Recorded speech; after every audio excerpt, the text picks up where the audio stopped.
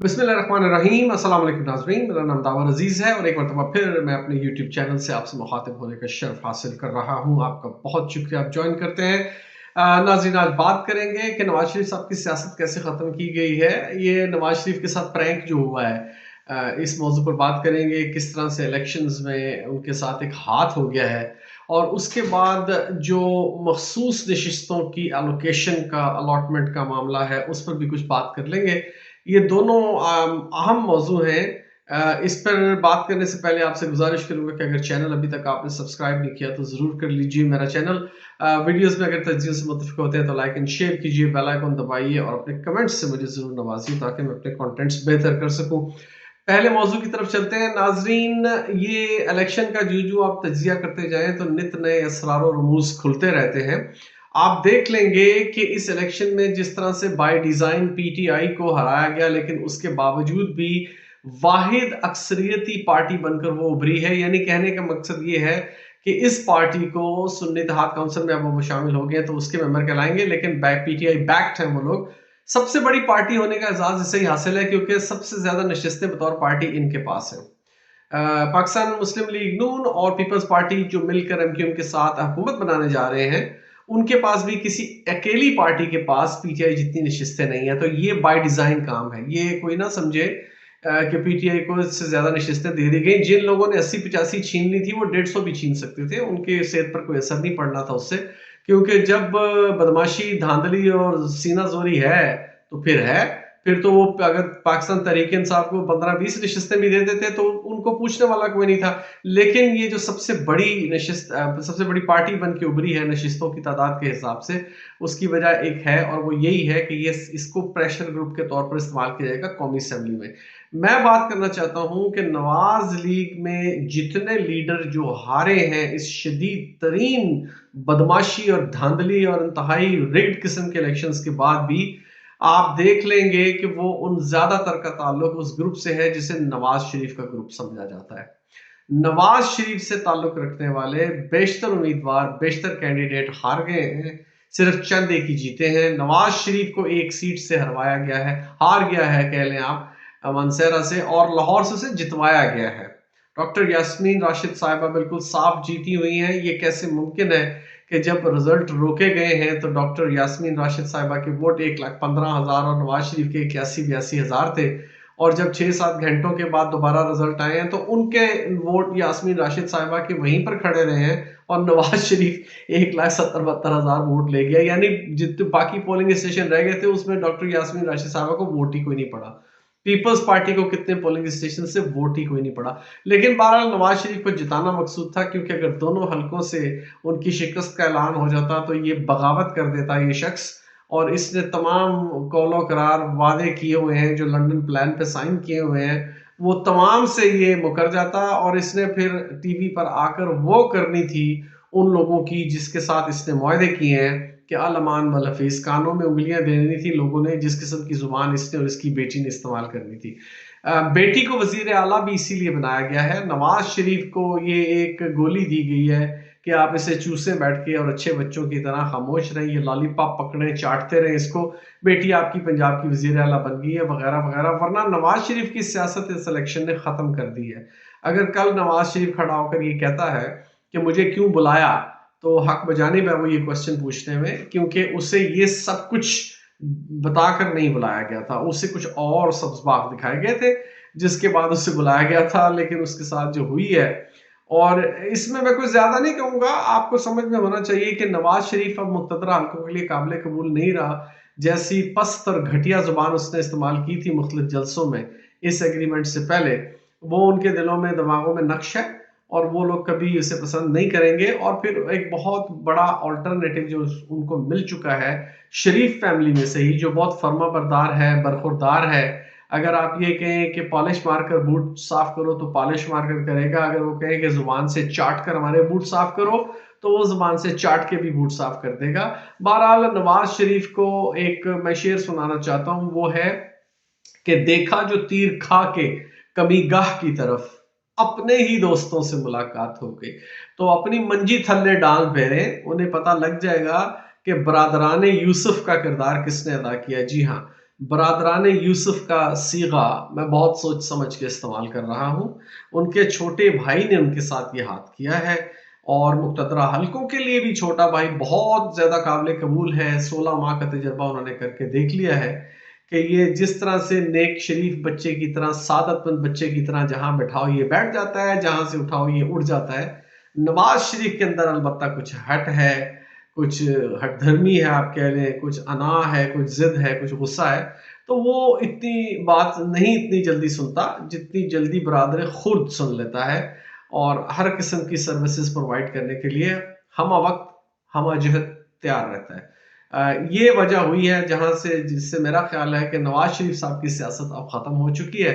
कुछ अरसे के बाद आप देखेंगे कि वो प्लेटलेट्स गिरने का शिकार होंगे और चंद एक मज़ीद अमराज औद कराएँगे और वो तशरीफ़ ले जाएँगे अपने आबाई मुल्क, जैसे कि मैं पहले भी एक व्लॉग में कह चुका हूँ, और वहाँ अपनी हराम की दौलत एन्जॉय करेंगे औलाद के साथ।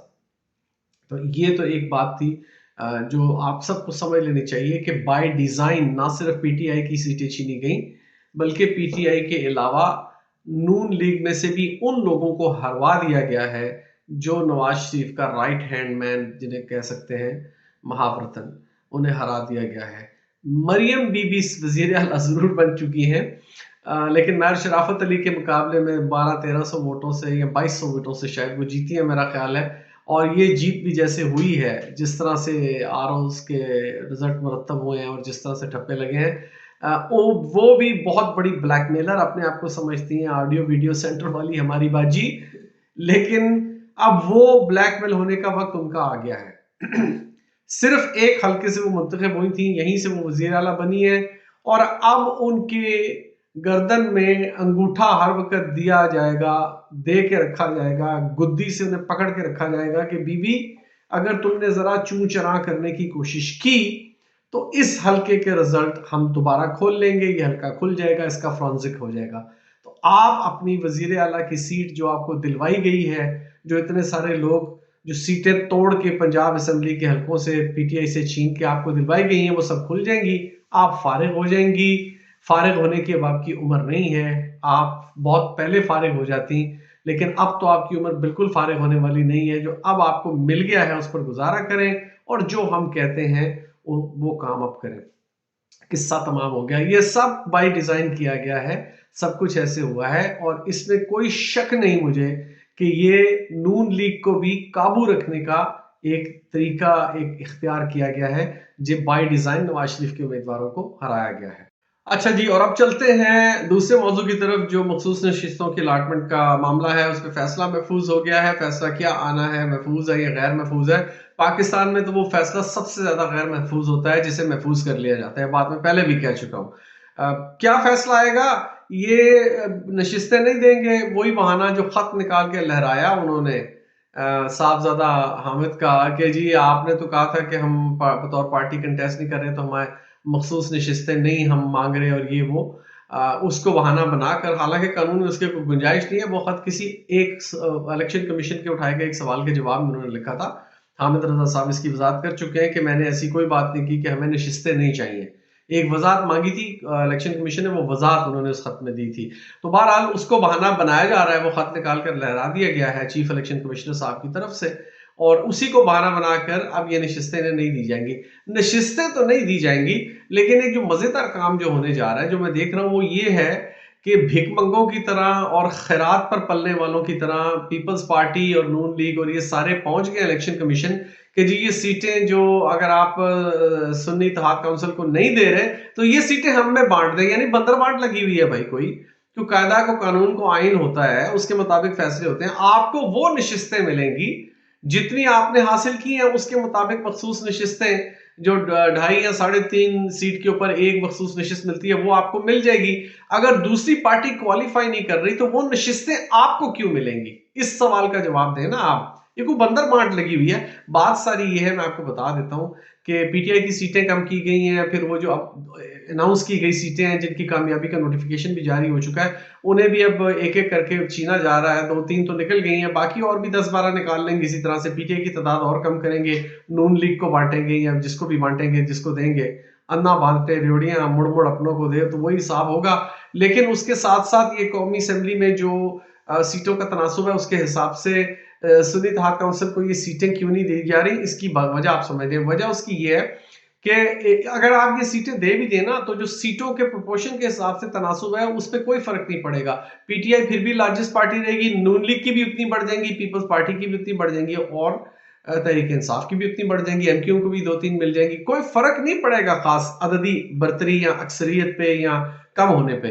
वजह उसकी ये है कि आगे इन्होंने 2-3 काम करने हैं। सदर मुमलकत साहब का इंतखाब है जिसके लिए मोहतरम आसिफ जरदारी साहब एक मरतबा फिर लंगोट कस के मैदान में उतर चुके हैं, तो लिहाजा उन्हें ज्यादा वोट दिलाने का मसला है कि हमें तो हमारी मखसूस नशिस्तें मिल जाएं और अगर हो सके तो जो पीटीआई को ना मिले या सुन्नी इत्तेहाद काउंसिल को ना मिले वो सीटें भी हमें मिल जाएं ताकि हमारे नंबर बढ़ जाए, पीटीआई वहीं पे रह जाए। लेकिन अगर ये नहीं होता, यानी कि अगर पीटीआई के हिसाब से जो एलोकेटेड सीट्स हैं वो हमें नहीं दी जाती, हमें बंदर बांट के जरिए तकसीम नहीं की जाती, तो फिर पीटीआई को भी ना मिले ताकि वो अपने ही नंबर 92-93 जहां पर वो खड़े हैं वहां खड़े रहें और हमारी सीटें बढ़ जाए, तो हमारी पावर ज्यादा हो जाए सदर मुमलिकत के इलेक्शन में। एक वजह उसकी ये है। फिर सेनेट में वो सारी ये सब चीजें होती हैं, आपको पता है कि सेनेट के इंतखाब भी कौमी असेंबली की और सूबाई असेंबलियों के लोग मिलकर वोट डालते हैं, तो ये अददी बरतरी वहां पर भी काम आएगी, हमारे सेनेटर बढ़ जाएंगे। वरना अगर ये मखसूस नशिस्तें मिल गई तो पीटीआई की सेनेट में अक्सरियत हो जाएगी, कौमी असेंबली में भी होगी, सेनेट में भी हो जाएगी, तो ये बड़ा मसला खड़ा हो जाएगा। तो इसको काउंटर करने के लिए, और एक बहुत अहम बात जो मैं आपको बताना चाहता हूँ जिसके लिए ये सीटों का फड्डा और हवा खड़ा किया जा रहा है, उसकी वजह ये है कि मुस्लिम लीग नून और पीपल्स पार्टी ये चाहती हैं कि इन्हें मिल मिला के इत्तेहादी जो भानमती का कुंभा जुड़ेगा उसमें इनको 2/3 अक्सरियत हासिल हो, क्योंकि इन्होंने पाकिस्तान के आइन का हुलिया बिगाड़ना है। इन्होंने पाकिस्तान की आइन में बहुत सारी तरामीम करनी है, जिसमें ये चीफ इलेक्शन कमिश्नर ही माफ कीजिएगा, जो चीफ जस्टिस ऑफ पाकिस्तान है मौजूदा, उनको इन्होंने एक्सटेंशन देनी है। इसके अलावा इन्होंने और चीजों चंद एक काम ऐसे कर रहे हैं, इसराइल को तस्लीम करने का मामला है, मैं इसका हल्का सा इशारा कर दूंगा। इसके अलावा पाकिस्तान के न्यूक्लियर एसेट्स इस वक्त बहुत खतरे में है। बहुत सारी तरामीम इन्होंने करनी है और उसके लिए ये चाहते हैं कि पीटीआई की छीनी हुई नशिस्तें जो डायरेक्ट इंतखाब से आई वो भी हमें दी जाएं, और जो गैर जो प्रोपोर्शनेट रिप्रेजेंटेशन के जरिए से होती हैं, मुतनासिब नुमाइंदगी से जो मखसूस नशिस्तें अकलियतों की और खवातीन की हैं वो इनको ना दी जाए, वो भी हमें दे दी जाए, ताकि मांग तान के खींच तान के भीख मांग के छीना झपट करके किसी ना किसी तरह हम 2/3 अक्सरियत तक पहुंच जाए और फिर ये मनमानी तरामीम कर सकें। तो मेरा तो ये ख्याल नहीं है कि पीटीआई को ये मखसूस नशिस्तें मिलेंगी, अगर मिल जाए तो ये बड़ा मुआवजा होगा। अब तक के लिए इतना ही। एक दफ़ा फिर गुजारिश करूंगा कि अगर आपने अभी तक मेरा चैनल सब्सक्राइब नहीं किया तो जरूर कर लीजिए, बेल आइकॉन भी दबाइए, और वीडियोस में अगर आप मेरे तजज़िये से मुत्तफ़िक़ हैं तो लाइक एंड शेयर भी कीजिए, और आपके कमेंट्स मेरे लिए मशअल राह हैं, अपने कमेंट्स से ज़रूर नवाजिए ताकि मैं अपने कंटेंट्स बेहतर कर सकूं। मैं आपके लिए दुआ गो हूँ, आप मेरे लिए दुआ कीजिए। पाकिस्तान हमेशा जिंदाबाद।